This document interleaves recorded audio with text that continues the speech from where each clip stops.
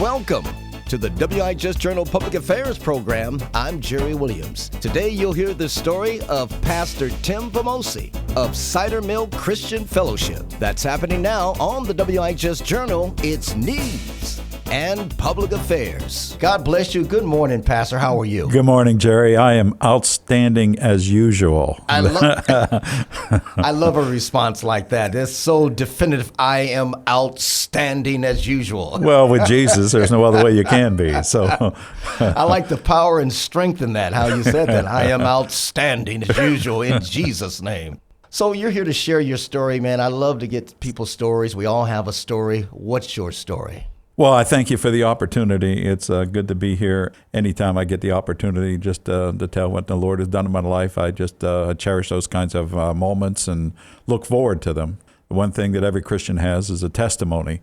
If you can't think of anything else to say, you can always share your testimony and give glory to the Lord. So, my story starts, I was a farm kid. I grew up in southwestern Pennsylvania, the very southwestern corner, where I was raised. You were either a farmer or a coal miner, and there was nothing else. That was it. So I grew up on a cattle farm. We raised beef cattle. As a kid, I lived outdoors, literally. I don't remember watching TV for a half hour every day. It just wasn't part of my life, and working the fields and hunting and fishing and running around the country and just all that kind of stuff. Healthy atmosphere in that way, but the family situation wasn't all that healthy. I had a stepfather that was just a very troubled, violent man and went through a lot of trauma as a kid and that kind of a thing. So I carried that for a large part through my life. People would try to witness to me as a kid a couple times. So my family were basically atheists, though. We would go to church on Christmas and sometimes Easter. Never understood why we did that. Never made any sense to me. But, I'd pick up a few friends here and there that would try to explain things to me, and none of it made any sense to me. He talked to me during those years about the love of God and what I was actually experiencing in my life, and no way to connect the dots. Began playing music when I was a kid. By the time I was 16 years old, I was playing music professionally. In bars, clubs, that kind of a thing. I wasn't allowed to be in them, but I'd grew my hair long. I owned all the equipment, so if you wanted the equipment, you had to take me with the band. And I wasn't all that good, and that kind of drew me into a world of itself, none of it positive, none of it good. Went through my high school years. Connected up with a young girl in high school. We became high school sweethearts. Rosa Melissa was her name. I still call her Missy, sweetheart, honey. And so she was the very, very first person in my life that ever said the words, "I love you." Wow. I'd never heard anybody say those words to me before. And being in ministry now for a long time, I've realized that that's actually a very common thing. I've worked with a lot of teens through the years that have echoed that same thought. There's just no love in their home, kind of a thing. The day I graduated high school, walked across the stage, I shook the hand of the principal, got my diploma. I went home, threw my clothes in a paper sack, and moved into my car. Wow. Yeah, so, I spent a few weeks getting a job and ended up working in a factory. And got a good job, got an apartment and that kind of a thing, and going to college at the same time.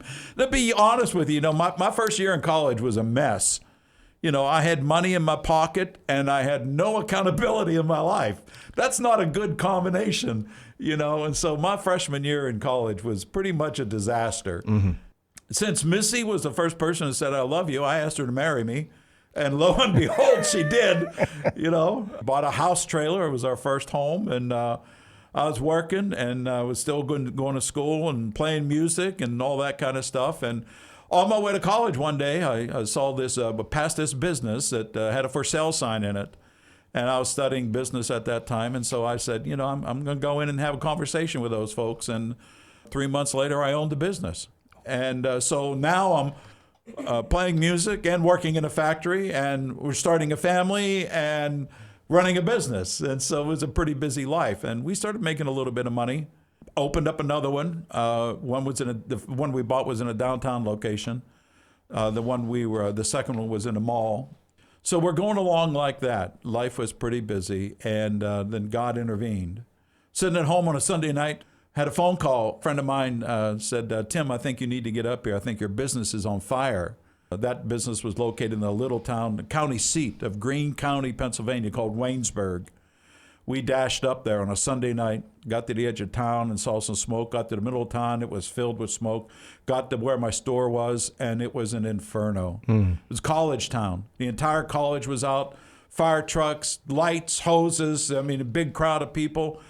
Could not believe what I was seeing, standing in front of that place, and tried to run in.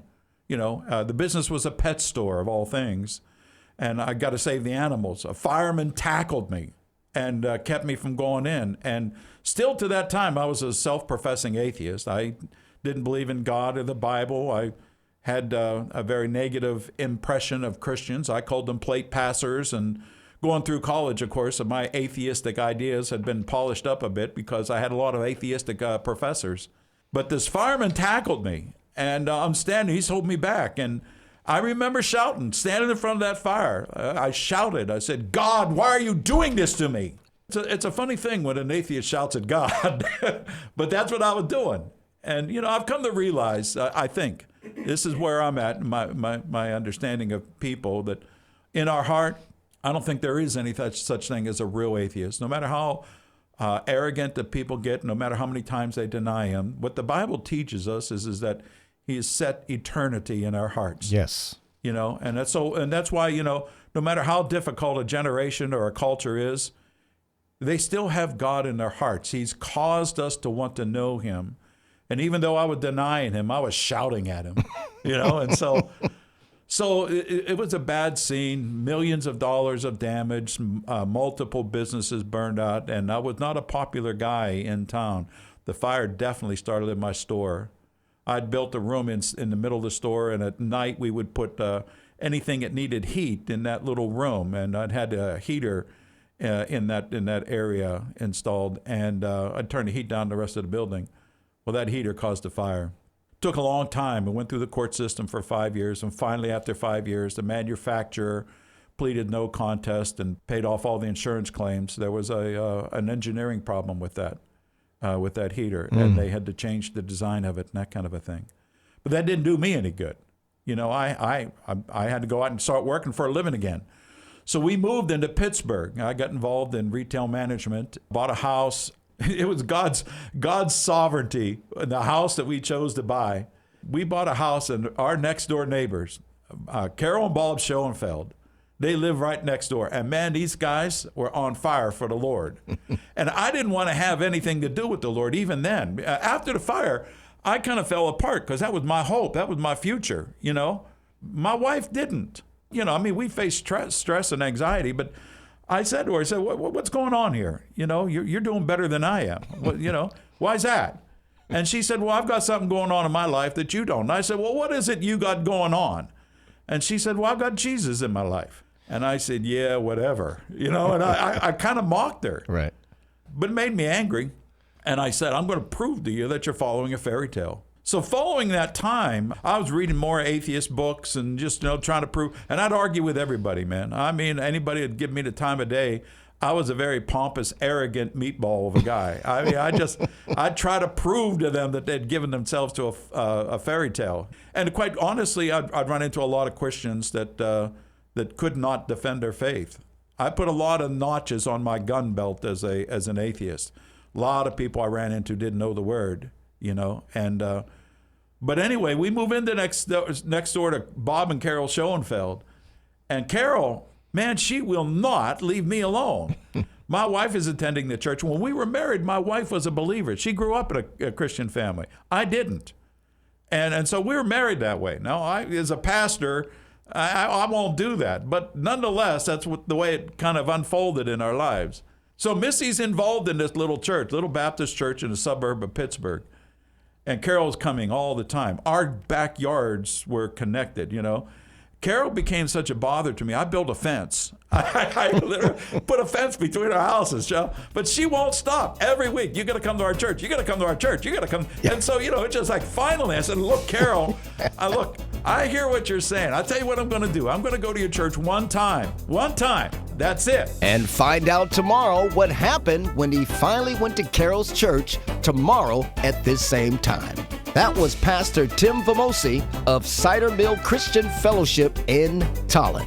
If you would like more information about what you heard today, call WIHS 860-346-1049, 860-346-1049. The WIHS Journal, it's news and public affairs.